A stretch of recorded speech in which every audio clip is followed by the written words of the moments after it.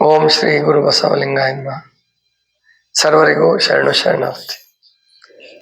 ಆಗಿಲ್ಲ ಹೋಗಿಲ್ಲ, ಮೇಗಿಲ್ಲ ತಾಳಗಿಲ್ಲ, ತಾಗಿಲ್ಲ ತಪ್ಪು ತಡೆಯಿಲ್ಲ, ತಾಗಿಲ್ಲ ತಪ್ಪು ತಡೆಯಿಲ್ಲ, ಲಿಂಗಕ್ಕೆ ದೇಗುಲವೇ ಇಲ್ಲ ಸರ್ವಜ್ಞ, ದೇಗುಲವೇ ಇಲ್ಲ ಸರ್ವಜ್ಞ. ಕಳ್ಳಿಯೊಳು ಹಾಲು ಮುಳುಗಳ್ಳಿಯೊಳು ಹೆಜ್ಜೇನು, ಎಳ್ಳಿನೊಳಗೆಣ್ಣೆ ಹನಿದಿರಲು. ಕಳ್ಳಿಯೊಳು ಹಾಲು ಮುಳುಗಳ್ಳಿಯೊಳು ಹೆಜ್ಜೇನು, ಎಳ್ಳಿನೊಳಗೆಣ್ಣೆ ಹನಿದಿರಲು. ಎಳ್ಳಿನೊಳಗೆಣ್ಣೆ ಹನಿದಿರಲು ಶಿವಲೀಲೆ ಸುಳ್ಳೆನ್ನಬಹುದೇ ಸರ್ವಜ್ಞ, ಸುಳ್ಳೆನ್ನಬಹುದೇ ಸರ್ವಜ್ಞ. ಜಾಣನಾದವ ತಾನು ಪ್ರಾಣಿ ಪ್ರಾಣ ತಾನೊಂದೆಂದು, ಪ್ರಾಣಿ ಕೋಟಿಯನು ಬಗೆದಡೆ. ಜಾಣನಾದವ ತಾನು ಪ್ರಾಣ ತಾನೊಂದೆಂದು, ಪ್ರಾಣಿ ಕೋಟಿಯನು ಬಗೆದಡೆ. ಪ್ರಾಣಿ ಕೋಟಿಯನು ಬಗೆದಡೆ ಮೋಕ್ಷತ ಗೇಣಿಂದ ಕಿರಿದು ಸರ್ವಜ್ಞ, ಗೇಣಿಂದ ಕಿರಿದು ಸರ್ವಜ್ಞ. ಇವು ಮೂರು ಸರ್ವಜ್ಞನ ಅಮೂಲ್ಯ ವಚನಗಳು. ಬರೀ ಈ ಮೂರೇ ಅಲ್ಲ, ಪ್ರಾಯಶಃ ಇಂತಹ ಅಮೂಲ್ಯ ರತ್ನಗಳು ಅವನ ಎಲ್ಲ ವಚನಗಳು ಹಂಗೆ ಇದ್ದಾವೆ. ಯಾವುದೇ ವಿಷಯಕ್ಕೆ ಸಂಬಂಧಪಟ್ಟರು ಕೂಡ ಇದಕ್ಕಿಂತ ಇನ್ನೂ ಚೆನ್ನಾಗಿ ಹೇಳಕ್ಕಾಗಲ್ಲ ಅನ್ನುವಷ್ಟು ಮಟ್ಟಿಗೆ ಅವನು ವಚನಗಳನ್ನ ಹೇಳಿದಾನೆ, ರಚನೆ ಮಾಡಿದಾನೆ ಅನ್ನೋದಕ್ಕಿಂತ ಅವು ಸಹಜವಾಗಿ ಬಂದ್ಬಿಡ್ತಾವ ಅವನಿಗೆ. ಅವು ಕೂತು ಬರದಂಥವಲ್ಲ, ಹೇಳ್ತಾ ಹೇಳ್ತಾ ಹೋಗಿ ಆಮೇಲೆ ಅದನ್ನು ದಾಖಲಿಸಿರೋದು. ಅಂದ್ರೆ ಯಾವುದೋ ಸಂದರ್ಭದಲ್ಲಿ ಬಂದಿರುತ್ತೆ, ಅದನ್ನು ನೆನ್ಪಿಟ್ಕೊಂಡು ರಾತ್ರಿ ಸಮಯದಲ್ಲಿಯೋ ಬೆಳಗ್ಗೆ ಪೂಜೆ ಆದ್ಮೇಲೋ ಅದನ್ನ ಲಿಪೀಕರಿಸಿರ್ತಾನೆ. ಅವನೇ ಲಿಪೀಕರಣೆ ಮಾಡೋದು, ಸರ್ವಜ್ಞನೇ. ಇಂತಹ ಅದ್ಭುತ ವಚನಗಳು ಸಾವಿರಾರು, 7 ಕೋಟಿಯೇ ಕೋಟಿ, 7 ಲಕ್ಷವೇ ಲಕ್ಷ, 770 ವಚನಗಳನ್ನ ಹಾಡಿದ ಅಂತ ತಿಳ್ಕೊಂಡು ಒಂದು ವಚನ ಬರುತ್ತೆ. ಅದು ಏನೋ ಗೊತ್ತಿಲ್ಲ, ಆದರೆ ಸುಮಾರು ಉತ್ತಂಗಿ ಚೆನ್ನಪ್ಪನವರು ಸಂಗ್ರಹಿಸಿರ್ತಕ್ಕಂಥ ಸುಮಾರು 2500 ವಚನಗಳು ಸರ್ವಜ್ಞನ್ ಸಿಕ್ಕಿದೆ. ಅದರಲ್ಲಿ ಒಂದು 500 ಆದರೂ ಮರಿಲೇ ಬಾರದಂತಹ ವಚನಗಳು, ಸುಲಭವಾಗಿ ನೆನ್ಪಿಟ್ಕೊಳ್ತಕ್ಕಂಥ ಸಂಗತಿಗಳು, ಅಂದ್ರೆ ವಚನಗಳು, ಉಪಮೆಗಳು, ಆ ಕಾವ್ಯ ಲಾಲಿತ್ಯ ಅದ್ಭುತವಾಗಿರುತ್ತೆ ಸರ್ವಜ್ಞನ. ಅದಕ್ಕೆ ಕನ್ನಡಕ್ಕೊಬ್ಬನೇ ಸರ್ವಜ್ಞ ಅಂದ್ರೆ ಅವನ ವಚನಗಳಿಗೆ ಹೋಲಿಕೆ ಕೊಡ್ಲಿಕ್ಕೆ ಇನ್ಯಾರಿಂದನೂ ಸಾಧ್ಯ ಇಲ್ಲ. ಅವನ ಜ್ಞಾನದ ವಿಸ್ತೀರ್ಣ, ಜ್ಞಾನದ ಹರಹು ಬಹಳ ಅದ್ಭುತವಾಗಿದೆ. ಬಸವಣ್ಣನ ಕಟ್ಟ ಮಾರ್ಗಾನುಯಾಯಿ ಸರ್ವಜ್ಞ. ಬಸವಣ್ಣವ್ರ ಬಗ್ಗೆನೆ ಸುಮಾರು ಒಂದು 10-12 ವಚನಗಳು ಸರ್ವಜ್ಞನ್ ಸಿಕ್ಕುತ್ತೆ. ಇಂತಹ ಸರ್ವಜ್ಞ ಷಟ್ಸ್ಥಳದ ಬಗ್ಗೆ, ಅಷ್ಟಾವರಣಗಳ ಬಗ್ಗೆ, ಪಂಚಾಚಾರದ ಬಗ್ಗೆ ಕೂಡ ಹೇಳಿದ್ದಾನೆ. ಇಲ್ಲಿ ಈ 3 ವಚನಗಳು ಅದ್ಭುತವಾದದ್ದು. ಪರಮಾತ್ಮನ ನಿಲವನ್ನ ತಿಳಿಸ್ತಕ್ಕಂಥ 2 ವಚನಗಳು. ಮೊದಲು, ಆಗಿಲ್ಲ ಹೋಗಿಲ್ಲ, ಮೇಗಿಲ್ಲ ಕೆಳಗಿಲ್ಲ, ತಾಗಿಲ್ಲ ತಪ್ಪು ತಡೆಯಿಲ್ಲ, ಲಿಂಗಕ್ಕೆ ದೇಗುಲವೇ ಇಲ್ಲ ಸರ್ವಜ್ಞ. ಅಂದ್ರೆ ಪರಮಾತ್ಮನ ಸ್ವರೂಪವನ್ನು ಹೇಳ್ತಾ ಎಷ್ಟು ಅದ್ಭುತವಾಗಿ ಹೇಳ್ತಾನೆ, ಪ್ರಾಸಬದ್ಧವಾಗಿ, ಅಚ್ಚಗನ್ನಡದಲ್ಲಿ ನಿಶ್ಚಯವಾಗಿ ಹೇಳ್ತಾನ. ಆಗಿಲ್ಲ ಹೋಗಿಲ್ಲ, ಹಾಗೆ ಆಗೋದಂದ್ರೆ ಮುಗಿದು ಹೋಗೋದು, ಸಾವು ಬರೋದು. ಹಾಗೆ ಅವನು ಪರಮಾತ್ಮ ಮುಗಿದು ಹೋಗಿಲ್ಲ, ಆಗಿಲ್ಲ, ಹೋಗಿಲ್ಲ. ಹೋಗೋದು ಆಗೋದು ಅಂದ್ರೆ ಹುಟ್ಟೋದು, ಹೋಗೋದು ಅಂದ್ರೆ ಸಾಯೋದು. ಆಗಿಲ್ಲ ಅಂದ್ರೆ ಈಗ ನಾವು ನೀವೆಲ್ಲ ಆಗಿದ್ದೀವಿ, ಹೌದಲ್ವಾ? ತಂದೆ ತಾಯಿಗಳಿಂದ ಅಥವಾ ಪ್ರಕೃತಿಯಿಂದ ಆಗಿದ್ದೀವಿ, ಈ ಮಟ್ಟಕ್ಕೆ ಬಂದಿದ್ದೀವಿ. ಒಂದ್ ದಿವಸ ಹೋಗ್ತೀವಿ. ಆದರೆ ದೇವರು ಹಾಗಲ್ಲ. ದೇವರು ಆಗಿಲ್ಲ ಅಂದ್ರೆ ಯಾವುದೋ ಒಂದು ಕಾಲದಲ್ಲಿ, ಯಾವುದೋ ಒಂದು ದೇಶದಲ್ಲಿ, ಯಾವುದೋ ಒಂದು ಜಾತಿಯಲ್ಲಿ, ಊರಲ್ಲಿ ಹುಟ್ಟಿದಾನೆ ಅಂತ ಹಂಗಿಲ್ಲ. ಅವನು ಹುಟ್ಟಿಲ್ಲ. ಆಗಿಲ್ಲ ಅಂದ್ರೆ ಹುಟ್ಟೋದು, ಆಗಿಲ್ಲ. ಹೋಗಿಲ್ಲ ಅಂದ್ರೆ ಸತ್ತಿಲ್ಲ, ಹೋಗೋದು. ಆಗಿಲ್ಲ, ಹೋಗಿಲ್ಲ, ಮೇಗಿಲ್ಲ, ಕೆಳಗಿಲ್ಲ. ಮೇಲೆ ಅಂದ್ರೆ ಸಾಮಾನ್ಯ ದೇವರು ಒಂದು ಕೂಡಲೇ ಹಿಂಗೆ ಮೇಲೆ ತೋರಿಸ್ತಾರೆ ಅವರು, ಹೌದಿಲ್ಲ? ಅಂದ್ರೆ ಆಕಾಶದಲ್ಲಿದ್ದಾನೆ, ಸ್ವರ್ಗದಲ್ಲಿದ್ದಾನೆ ಅಂತೇಳಿ ಮೇಲ್ ತೋರಿಸೋ ರೂಢಿ ಇಟ್ಕೊಂಡಿರ್ತಾರೆ. ಇನ್ನು ಪಾತಾಳ, ಅಲ್ಲಿ ಕೇವಲ ನಾಗರು, ಆಮೇಲೆ ಪಾಪಜೀವಿಗಳು, ನರಕ, ಇದೆಲ್ಲ ಪಾತಾಳದಲ್ಲಿದೆ ಅಂತ ತಿಳ್ಕೊಂಡ್ಬಿಟ್ಟಿದ್ದಾರೆ. ಆ ಥರ ಪರಮಾತ್ಮ ಹಂಗಿಲ್ಲ. ಅಂದ್ರೆ ಮೇಲಿಲ್ಲ, ಮೇಲಿಲ್ಲ, ಎಷ್ಟೋ ದೂರದಲ್ಲಿಲ್ಲ, ಮೇಲಿಲ್ಲ, ಕೆಳಗಿಲ್ಲ. ಅಂದ್ರೆ ಪೂರ ಪಾತಾಳದಲ್ಲೂ ಎಲ್ಲೋ ಇಲ್ಲ, ಆಗಿಲ್ಲ, ಹೋಗಿಲ್ಲ, ಮೇಲಿಲ್ಲ, ಕೆಳಗಿಲ್ಲ, ತಾಗಿಲ್ಲ. ತಾಗೋದಂದ್ರೆ ಅಂಟ್ಕೊಳ್ಳೋದು. ಈಗ ಈ ಕುರ್ಚಿ ನೆಲಕ್ಕೆ ತಾಕೊಂಡಿದೆ, ನಾನು ಕುರ್ಚಿಗೆ ತಾಕೊಂಡಿದ್ದೀನಿ, ಈ ನೆಲ ಭೂಮಿಗೆ ತಾಕೊಂಡಿದೆ. ಹೀಗೆ ಪರಮಾತ್ಮ ಅಂಟ್ಕೊಂಡಿಲ್ಲ, ನಿರ್ಲಿಪ್ತ. ಅವನು ಎಲ್ಲದರಲ್ಲೂ ಇದೆ ಅವನ ಅಸ್ತಿತ್ವ. ಅವನ ಅಸ್ತಿತ್ವ ಅಣುರೇಣು ತೃಣಕಾಷ್ಟಗಳಾದಿಯಾಗಿ ಎಲ್ಲದರಲ್ಲೂ ಇದೆ, ಆದ್ರೆ ಯಾವುದಕ್ಕೂ ಅಂಟ್ಕೊಂಡಿಲ್ಲ, ಇದೆ ನಿರ್ಲಿಪ್ತ. ಆಗಿಲ್ಲ, ಹೋಗಿಲ್ಲ, ಮೇಗಿಲ್ಲ, ಕೆಳಗಿಲ್ಲ, ತಾಗಿಲ್ಲ, ತಪ್ಪು ತಡೆ ಇಲ್ಲ. ತಪ್ಪು ವರ್ಷಕ್ಕಾಗಲ್ಲ ಪರಮಾತ್ಮ ಮೇಲೆ.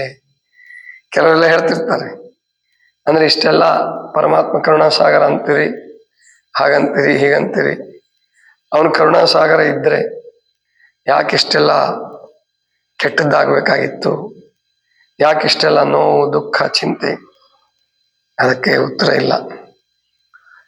ಅದಕ್ಕೆ ಉತ್ತರ ಇಲ್ಲ. ಅಥವಾ ಉತ್ತರ ಕೊಡೋದಾದ್ರೂ ಕರ್ಮ ಕಾರಣ ಅಂತ ಉತ್ತರ ಕೊಡ್ತಾರೆ. ಅದು ಎಷ್ಟು ಜನ ಒಪ್ಪಬಹುದು, ಬಿಡಬಹುದು.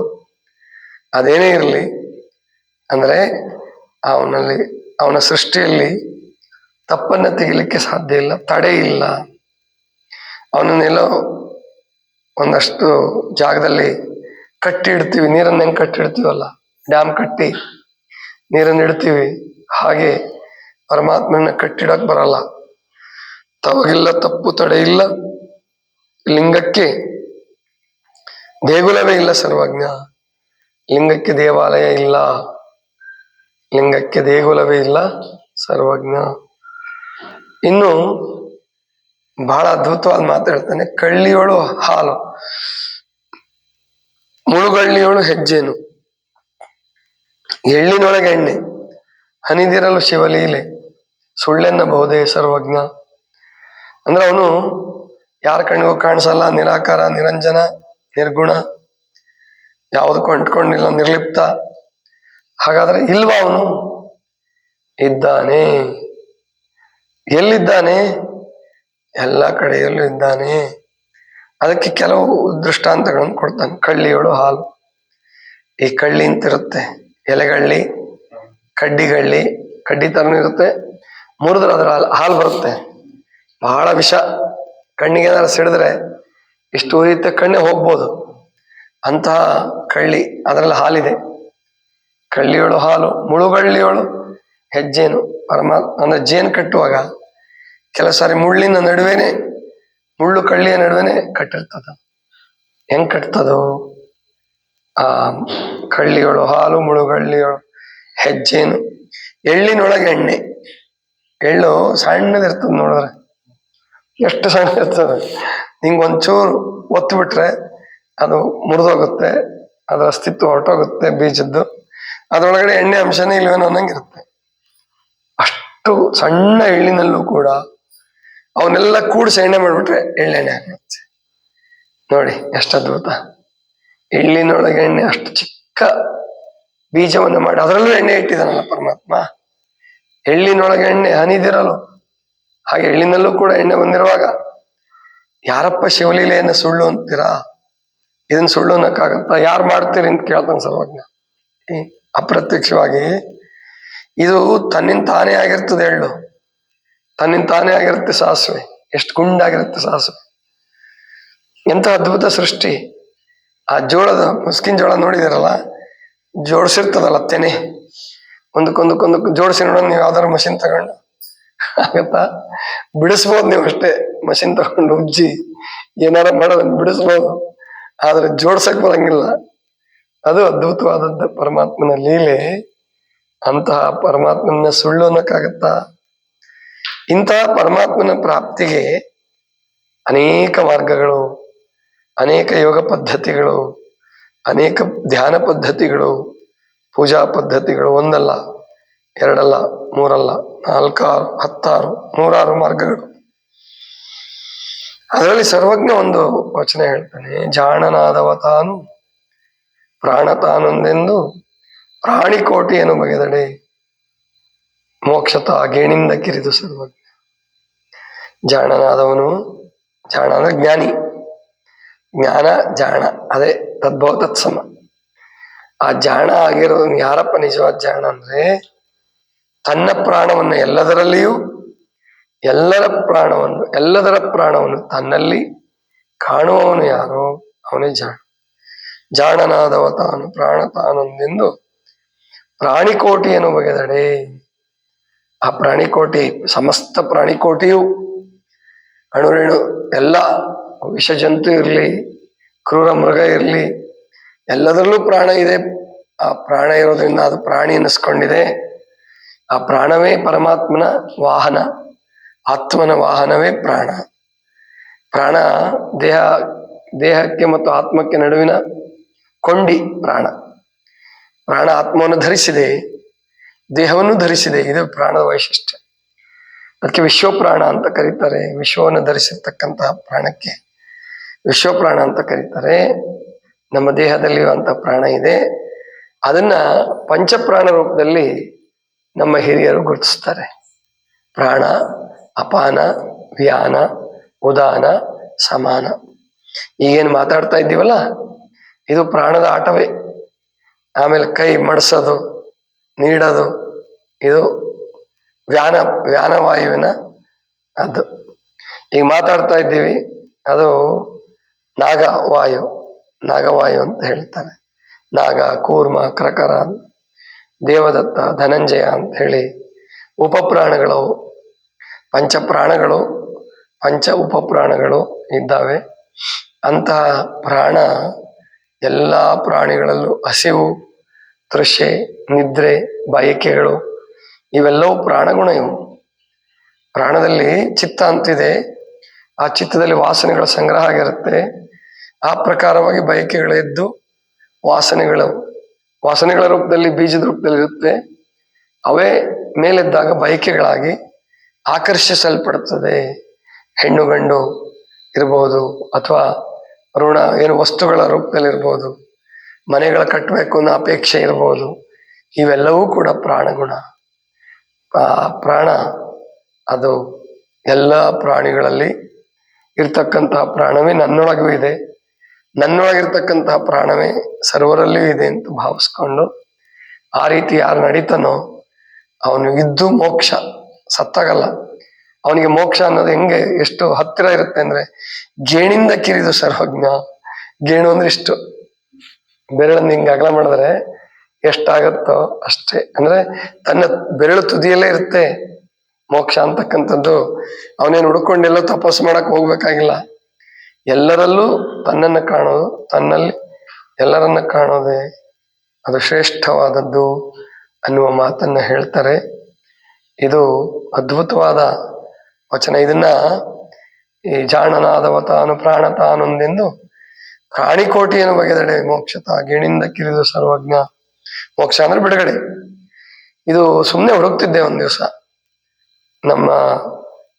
ನನ್ನ ಜೊತೆ ಓದಂತವರು ಒಬ್ರು ಮೈಸೂರು ಯೂನಿವರ್ಸಿಟಿನಲ್ಲಿ ಪ್ರೊಫೆಸರ್ ಆಗಿದ್ದಾರೆ, ಮೈಸೂರು ವಿಶ್ವವಿದ್ಯಾಲಯದಲ್ಲಿ. ಪೊಲಿಟಿಕಲ್ ಸೈನ್ಸ್ ಪ್ರೊಫೆಸರ್ ಆಗಿದ್ದಾರೆ, ಪ್ರಾಧ್ಯಾಪಕರಾಗಿದ್ದಾರೆ. ಅವ್ರಿಗೆ ಸನ್ಮಾನ ಇಟ್ಕೊಂಡಿದ್ವಿ ಇಲ್ಲಿ ಒಂದ್ಸರಿ. ಆ ಸನ್ಮಾನ ಪತ್ರಕ್ಕೆ ಒಂದು ವಚನ ಬೇಕಾಗಿತ್ತು. ಸುಮ್ಮನೆ ಹಿಂಗೆ ಹೇಳಿದೆ, ಪುಸ್ತಕ ತೆಗೆದು, ಸರ್ವಜ್ಞ ಪುಸ್ತಕ ತಗೊಂಡು ಹಿಂಗೆ ತೆಗೆದು ಓದಕ್ಕೆ ಶುರು ಮಾಡು ಅಂತಂದೆ.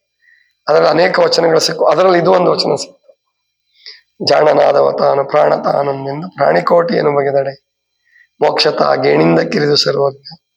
ಅದೇ ವಚನವನ್ನು ಹಾಕಿಸಿ ಅದನ್ನ ಸನ್ಮಾನ ಪತ್ರವನ್ನ ಮಾಡಿಸಿದ್ವಿ. ಅಂದ್ರೆ ಹೀಗೆ ನಾವು ಜಾಣರಾದವರು ಯಾರೇ ಇರಲಿ, ಜ್ಞಾನಿಗಳು ಅಂತ ಅನ್ನಿಸ್ಕೊಂಡಂಥವ್ರು, ಜವಾಬ್ದಾರಿ ಸ್ಥಾನದಲ್ಲಿರ್ತಕ್ಕಂಥವ್ರು, ಅವರು ಈ ಜಗತ್ತನ್ನ ತನ್ನದು ಅಂತ ಭಾವಿಸ್ಬೇಕು. ಜಗತ್ತಿನ ಎಲ್ಲಾ ಜನರನ್ನು ತನ್ನವರು ಅಂತ ಭಾವಿಸಿದಾಗ ಈ ಜಗತ್ತಿನಲ್ಲಿ ಶಾಂತಿ ನೆಲೆಸುತ್ತೆ. ಇಲ್ಲದೆ ಹೋದ್ರೆ ಶಾಂತಿ ನೆಲೆಸೋದಿಲ್ಲ. ಇದಿಷ್ಟು ಇವತ್ತಿನ ಚಿಂತನ. ಸರ್ವರಿಗೂ ಶರಣು ಶರಣಾರ್ಥಿ.